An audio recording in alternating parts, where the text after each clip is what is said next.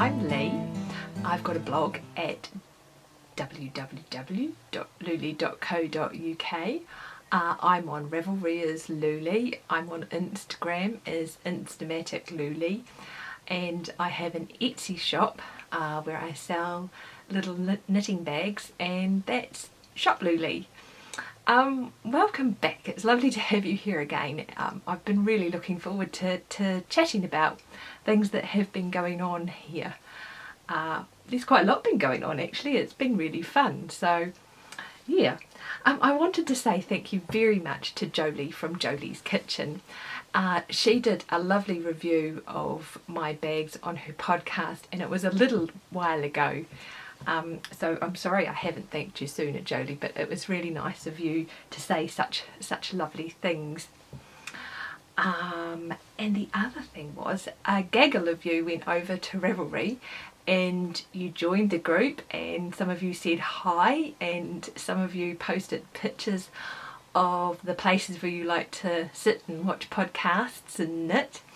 And I was pleased to notice that mine isn't the only couch that has a little indentation where I like to sit and knit. In fact, it has 3 indentations because there's a little spot for each dog on each side as well. So that was really nice. It was really nice to interact with you that way. So thank you very much. What else did I have to say? Oh yes, and Janet. And she's J Spangles on Ravelry. She had popped into the yarn shop where I work looking for a project, and we had given her the Ishbel pattern and some yarn, and she's gone off and she's made a lovely Ishbel, and she's posted it on a thread in the group as well, which was wonderful. So hello Janet. Well, if you've come back, hello Janet. You might have decided to go away now. So yeah, that's been really nice. What's been going on? Well, I'm still working on my exploration station. As I said, I was going to change some of the colours. I didn't know if I wanted to talk about this again because I thought, well, you've seen it once before. It just looks like an exploration station in progress. But, oh my word. Here we go. Whoops, hold on, you can't even see the good bits. Alright, so this is where I've got to. As you can see, I took that biscuit colour out, and I am up to the end of 1, 2, 3, the 4th clue, I think. Am I on to the 5th clue? 5 or 6 clues, something like that anyway. Of course I'm not doing this as clues, this is no mystery to me at all how it's going to turn out. Although I don't think I got the slip stitch pattern quite right. But I'm not going to go back and do anything to it. I'm not bothered. So, yeah. If you're thinking of starting one of these, don't. No, I don't mean that at all. This has been so much fun. But the problem I find is that this morning I got on it and I thought, oh, I'll just do a row. And then by the time I got to the row, I was like, can I just cancel everything else I have to do today and just knit on this? So, yeah. I'm really enjoying it. But I can't work out what these colours remind me of. It's not quite ice cream, it's not quite Neapolitan. I don't know if there's some sort of sweet that I've come across in my past that this makes me think of, but it is something like that. So yeah, but I'm just really enjoying that. It's so much fun. It's so addictive. You just, like I say, if I could cancel the rest of the week and park myself on the couch and finish this thing, I probably would. So yes, there we go. That's the exploration station. Hopefully that'll be finishing glory soon. What else have we got? One of the other things that I've been doing, I've been swatching for a new cardigan. And at the beginning of the year, I had a big clear out of my wardrobe, and I got rid of stuff that doesn't fit and stuff that I haven't worn for 2 years, and I'm ashamed to say, but I got rid of about 5 rubbish bags full of clothes. And so I've been really kind of trying to be selective about what I put back in there, but one of the things that I'd identified that I wanted for the summer was a new cardigan. And so I'd got on Ravelry, and the patterns that appeal to me are ones that have really nice design features, are really nicely finished, or they have an interesting construction. And then I was looking for something that would go with absolutely everything that I had, and it had to be in a colour that would match with everything I had. And so I was looking for one cardie to rule them all. And I kind of realised that I did need a really versatile cardigan that would go with a lot of things, but actually it just needed to be a good basic cardigan. And so that fitted well. That's one of the things that I've sort of, this whole purging of the wardrobe has highlighted, is that I had a lot of stuff that didn't fit me very well. And so I decided to make another custom fit cardigan. When custom fit first came out, I was involved with the beta testing for it, and that was so interesting. I actually learnt quite a lot about, you know, making things fit well, having how the dimensions had to work in order to have a cardigan or a jersey fit you really well. And this is the cardigan that I made from Custom Fit. Oh, can you see it? Maybe I'll get up and model it. Hold on a tick. Oh, this could go down. I'm gonna move. This could go terribly wrong, but anyway. So, and it's actually quite warm, so I don't really want to put this on, but hey ho, never mind. Oh, look at my arms way back here. Woo! Okay, so I'm gonna fit. Whoop. Here we go. Untangle myself, move slowly. Right, so hopefully you can see this a bit. It's not... There we go. Take it off now and sit back down. Let's see if I can do this without knocking anything. Oh, it might have been relatively successful. So, it's not a particularly exciting cardigan, it is just plain stocking stitch, but I have had so many compliments on it when I'm wearing it because it fits me really nicely. It has a set-in sleeve, which I have very narrow shoulders, and so a set-in sleeve actually is really flattering for me. I really like that, and I know that there's a palaver to sew them in, but the finished thing is just so much better and so much more flattering on me. So anyway, as much as it's not a particularly exciting cardigan, and it's not the one cardigan to rule the... Oh, maybe it is. I might have to take that back actually, because I wear it a lot, and as I say, it's in a neutral colour and I get a lot of compliments on the fit of it. And so I thought that for my custom fit cardigan, yeah, that I would make another custom fit cardigan, because it was just something that I wore an awful lot. And so I have been swatching for that.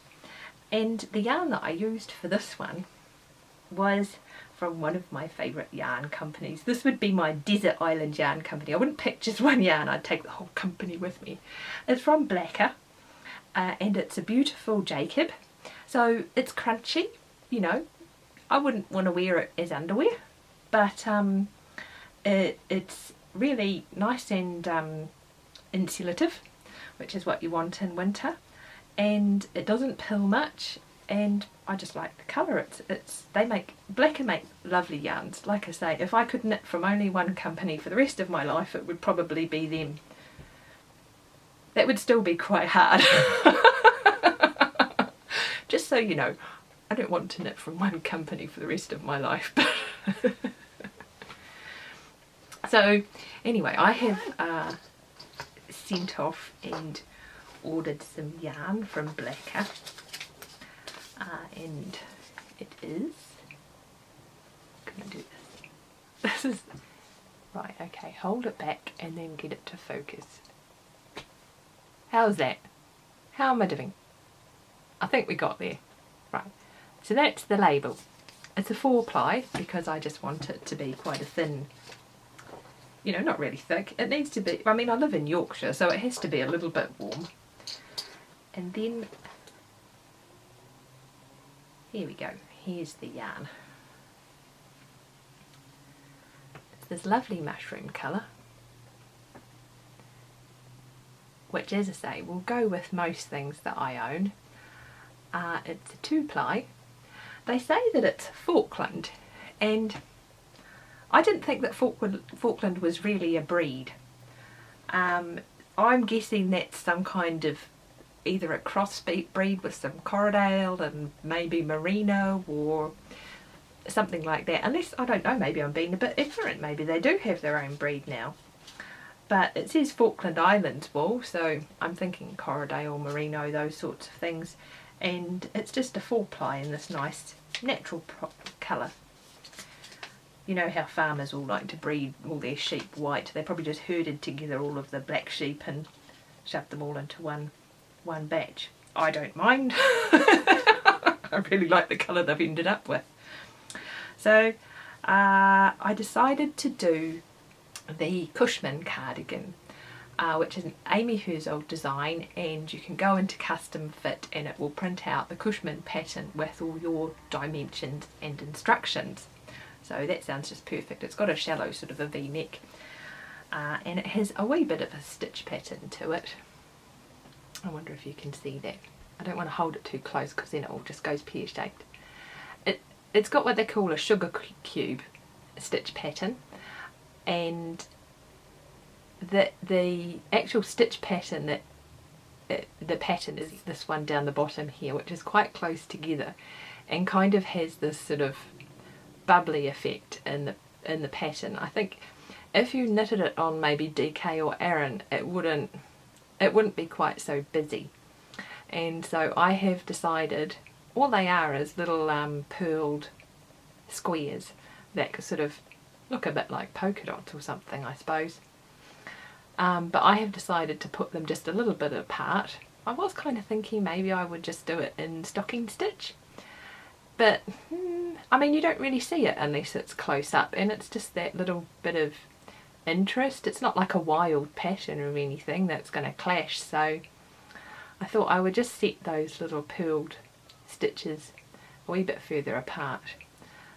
This was the swatch that I did on 3mm needles, and I've decided that that's just a wee bit tight. It's a little bit tighter than the gauge recommended on the ball band, which I think was about 28 stitches over 10 centimetres. So anyway, this is the final swatch. It probably doesn't look that much different. It's like, why do I need to see this? It looks exactly the same. But yeah, I'm quite excited about that.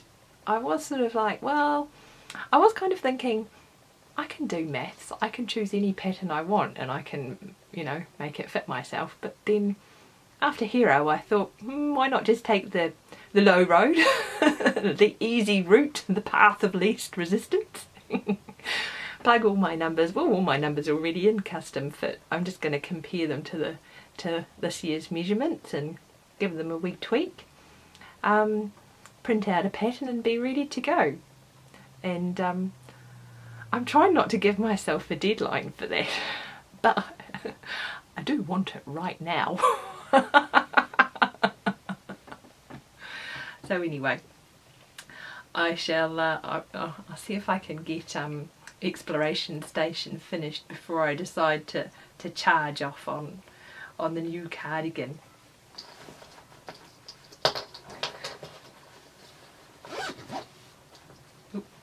Clearly it's going to need a slightly larger project bag. I don't think I'd fit the whole thing in that thing, but I like that one, and for now, for swatching, that's okay.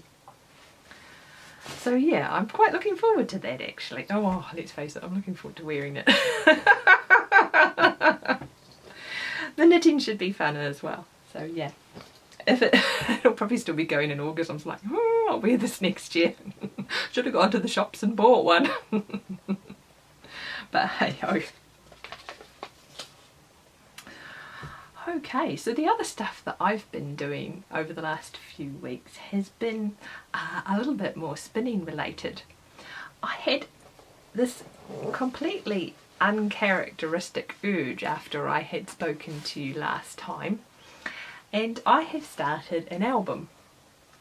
Now, I don't put anything in albums, this is not like me at all, but I really like spinning, and I have a few swatches that I've made of different things that I've spun before, and I wanted a way of sort of just collecting them all together and keeping track of the samples that I was making and what I sort of plan to do in the future. So I started putting things in a book. I don't even put photographs in an album, let alone anything else. But anyway, if the urge takes you there, then just go. So I took the little samples that I'd done last time and just made up some swatches. And I've got a wee, I think it's a 5cm pin loom, so I did a little bit of weaving there as well. I wonder if I can focus that a bit better. And I thought if I do some sampling and I try some different things, then I can just keep a track of my progress in there. At the moment, I've just got those ones that you saw last time in there. And you know what, I have a drawer that has some of my early spinning swatches and stuff like that in it. And I was looking at those to put in here as well. And at the moment, I can't bring myself to do it. And this is going to sound really stupid. The only reason I can't bring myself to do it is because they're not dated. And I might not get them in chronological order. It's the records manager in me coming out, but it's just, I think I can always look up on Ravelry and see about what date I did it, so I think I'm going to have to put those ones in as well. But anyway, so I'm doing quite uncharacteristic things with my spinning at the moment that has nothing to do with actually getting out of the wheel and playing with fibre. But that's quite fun. I'm looking forward to sort of documenting my progress that way. So yeah. The other fun thing I did last week was one of my friends from the York Spinners, Weavers and Dyers Guild has a flock of sheep. She actually has a website called Acer Flock, and she's got some blue-faced Leicesters and some mules, which are a blue-faced Leicester Shetland cross. And she's got some wee Shetland Gotland crosses. Actually, that one sounded really... Gotlands are quite a big sheep. They have long curly locks, and so to cross them with a Shetland sort of... I don't know, I thought that was kind of an interesting breeds to put together. I'm kind of wishing that I'd asked what characteristics they'd been looking for when they decided to make that cross. That would have been really interesting to know. But they are quite little wily sheep, as Shetlands are. And anyway, she gave me a call last week and said that she was going to be shearing on Friday. And so I tootled on down there to give her a hand. And it wasn't quite like the shearing that I'm used to, where you get all these big burly guys that tip up the sheep and, you know, bring them out and shear them while they're sat on their backsides and then send them down the chute and off they go. She has the normal shears, but she does them standing. And in all honesty, the blue-faced Leicesters, they don't kick up much of a stink about it. So, you know, it takes her a bit longer. She's definitely not doing it in 40 seconds or however quickly they're shearing these days. I'm not sure what the average was when we were on the farm for a shearer. No, I can't remember. But anyway, it takes her sort of probably a little under 10 minutes to shear the sheep, and they're done standing and they're just held still. And the Shetlands are, as I say, a little bit more feisty and wily, but the blue-faced Leicesters actually, for a big sheep that could put up a lot of trouble, aren't that bad. So yeah, I'm not sure I was much help actually, probably more of a tourist. But usually when they're shearing, they just take the fleeces and pop them straight in bags and don't do too much with them. I think Heidi would like to do something a bit more with them, but I guess it's a time and inclination type thing. And so I took the fleeces and I had a go at skirting them. It's been a long time since I've done anything like that, so I think I just made my best guess and got rid of all the bits that were obviously not very nice. So I skirted them and rolled them up at least, so they were a bit tidier than they might have been. But at the end of the day she let me pick a fleece to bring home, which was really exciting. Well, I hadn't thought that it was going to be exciting because I had free fleece trauma about this time last year. The saying "never look a gift horse in the mouth" doesn't apply to free fleece. Always look a free fleece in the bag. About this time last year, some friend of a friend had their, what had been a pet lamb and was now a sheep, had it shorn, and they didn't want to just put the fleece on the compost heap. They'd like to think that it would go to someone that would use it and all this sort of thing, and that someone ended up being me. So fortunately, as one sunny evening, this lady with 2 large sacks of fleece turned up at my door and said, "Here you go." So I spread this thing out in the backyard and it was massive. This was, I think it was supposed to be a Texel cross, and this fleece went on for ages and ages. It had been pulled to pieces and just stuffed in the bag, dags and all as it was. It stank, and not like nice clean, well, not like sheep stink. It stank of poo, which no fleece should smell of poo. The other thing I learned of pet sheep is that this thing had been allowed to sleep in whatever comfortable inside position it had come across. So the fleece was absolutely full of straw and well, it looked like sawdust and grass, and it was dirty and it was very, very greasy. I guess, I don't think on the scale of sheep breeds, I don't think Romneys are kind of terribly greasy, which is what I'm used to. This thing it was like it'd been oiled, and Barney the dog went completely nuts. He was burrowing under this thing and throwing bits of it all about, and he came out and he looked like he'd been Brühl creamed from one end to the other. He was so slick, and I put him in the shower and I gave him a bit of a clean. Oh man, he was soft after that. He was really, really soft. So anyway, I had gone shearing down at Heidi's thinking that I didn't really want a sheep. Thinking that I didn't really want a fleece, because that was just going to be a lot of work and but anyway, when we had shorn these little Shetland Grotland crosses, and I picked up the fleece and it came away nicely. It was all in one piece, and when I laid it out on the grass, it was nice and clean, because their sheep are always kept out in the field. They're not sleeping on hay or anything like that, so it was nice and clean. It wasn't really greasy. As I say, the fleece sort of was all in one piece and together, so I could see where the head had been and where the back end had been, and I skirted it, so I got rid of all those bits that you really don't want shoved in the bag at all, and rolled it up nicely. And so by the time I'd done all that, I actually felt quite excited. You know, it was a small size, so I felt like I could, you know, the cleaning and whatnot wasn't going to take forever, and so when she said that I could pick a fleece, I think she was a bit surprised that I didn't go for one of the blue face Leicesters. But this Shetland, it just appealed to me, and I just felt like I could manage it. So I have come away with a fleece, and I've just been washing it a bit at a time.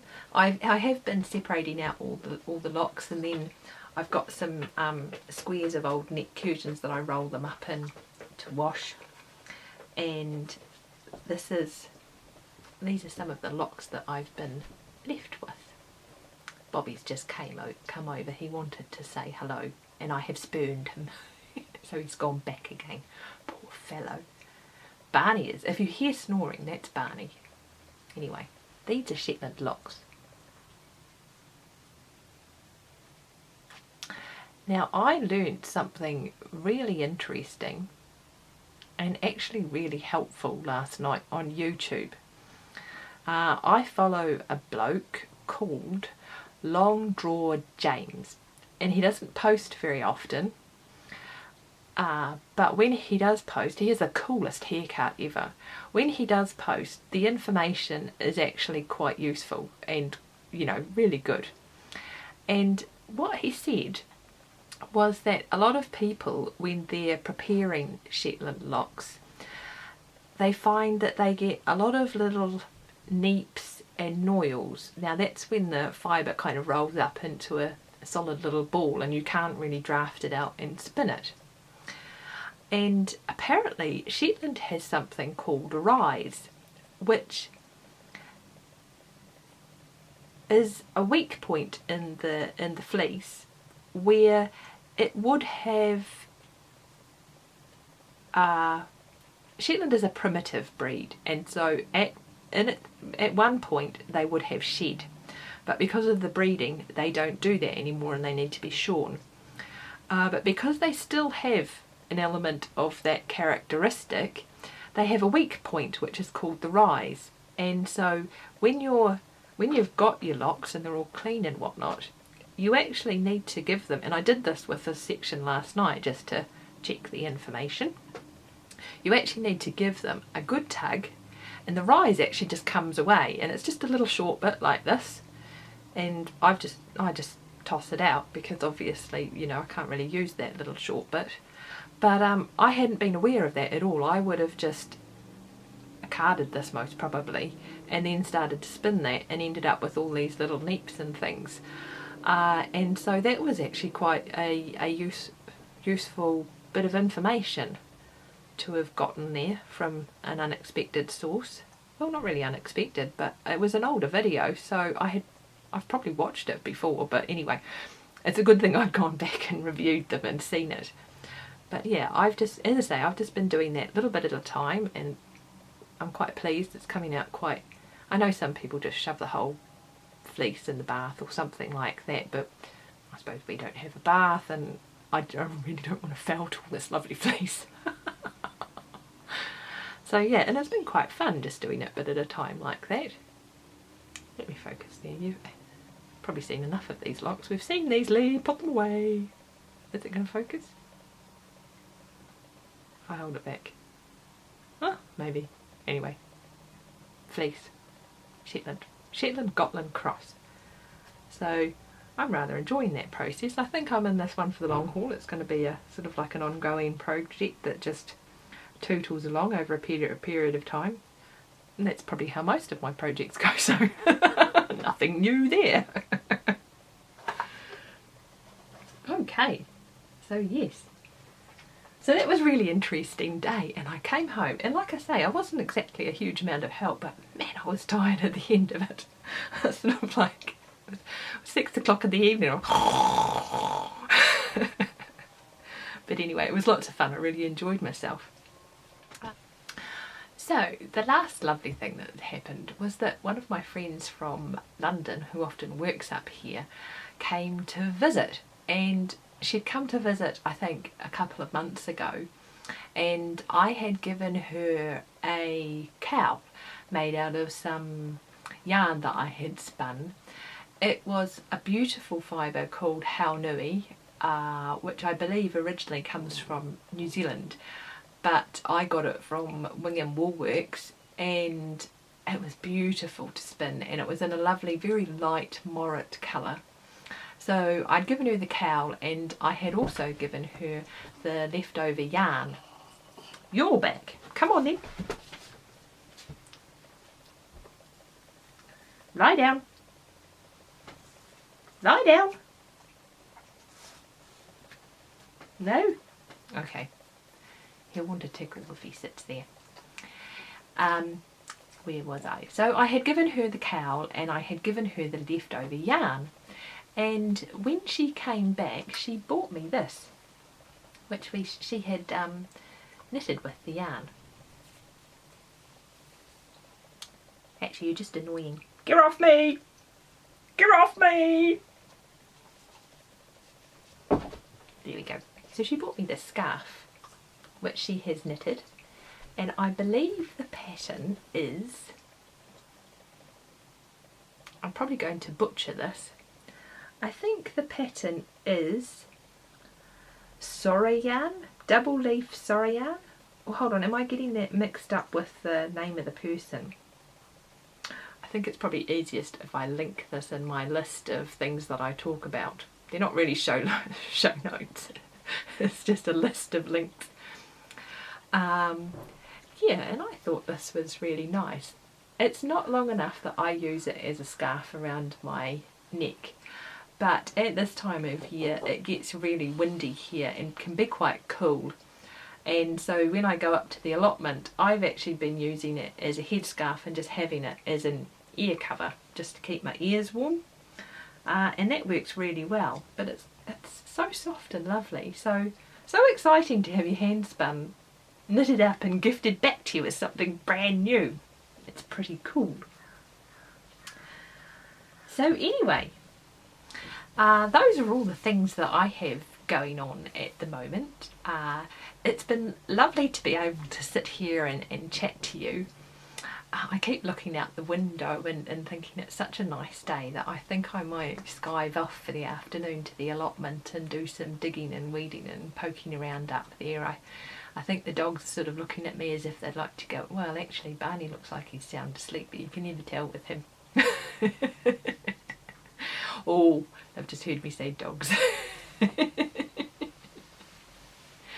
So anyway, it would be lovely if you popped over to Ravelry, and if you've got any questions let me know, or just let me know what you thought of the episode, or if there's anything like that you'd like to comment on. It would be brilliant to hear from you, or to see what you're working on or where you've been sitting to knit. That would be fun as well. And otherwise I shall see you next time. Bye!